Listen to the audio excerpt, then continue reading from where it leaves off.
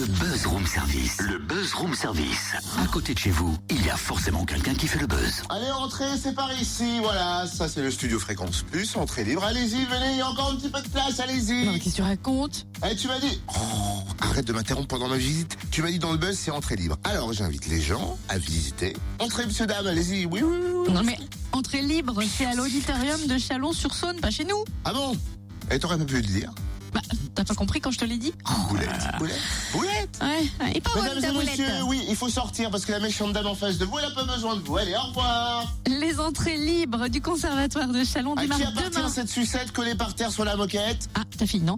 Les entrées libres du conservatoire de Chalon démarrent demain à l'auditorium. Stéphane Varnet, programmateur, nous rappelle le principe et surtout lève le voile sur la programmation de novembre. Bonjour. Bonjour. On s'intéresse tout d'abord aux entrées libres qui reviennent demain. Est-ce que vous pouvez nous rappeler le principe et nous dire qui fait l'ouverture demain? Alors, ce sera un orchestre d'harmonie, l'orchestre d'harmonie du deuxième cycle du conservatoire, qui travaille en session, donc c'est un orchestre d'élèves qui travaille pendant les vacances et qui propose donc un concert à 18h à l'auditorium en clôture de cette session de travail. Donc voilà, le principe sinon des entrées libres, mais ce sont tous nos concerts d'élèves, nos concerts ou spectacles d'élèves, en complément bien sûr de la saison de l'auditorium.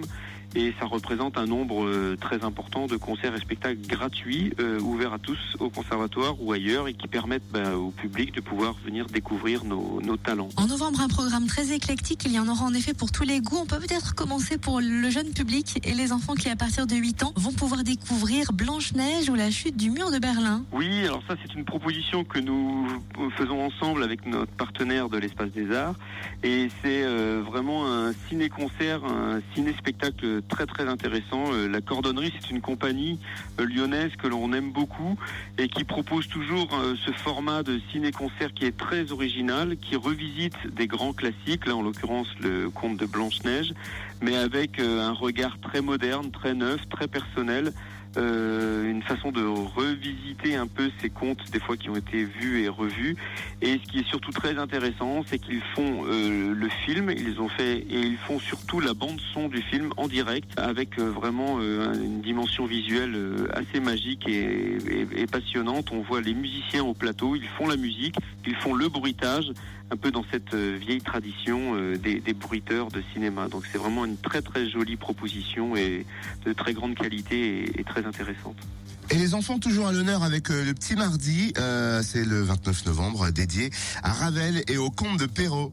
Voilà, alors une formule un peu que l'on avait inaugurée l'an passé et qu'on souhaite approfondir. Effectivement, ce petit mardi, c'est une formule de 50 minutes à 19h le mardi soir à l'auditorium, avec un petit voyage musical, chorégraphique et théâtral pour petits et grands. Et on se plonge dans l'univers des contes de Perrault, mais à travers une grande figure de la musique qui est Maurice Ravel, notamment Mamerlois, puisque Ravel a écrit la musique de Mamerlois sur les contes de Perrault, dans une version revisitée pour harpe et percussion, avec aussi une surprise musicale et des comédiens, des élèves du conservatoire comédiens au plateau et aussi des danseurs de la classe de danse classique de Sophie Anota Marquet. Il y a aussi le concert pour le temps présent, à la Scala, et puis le concert des inventions autour de Purcell. Avez-vous un coup de cœur? Oui, j'ai envie peut-être de m'arrêter sur le concert que l'on va faire à l'Arrosoir, en partenariat avec l'Arrosoir, la Scala, qui est un quartet de jazz, de jazzmen maintenant qui ont une renommée, on va dire, nationale et internationale.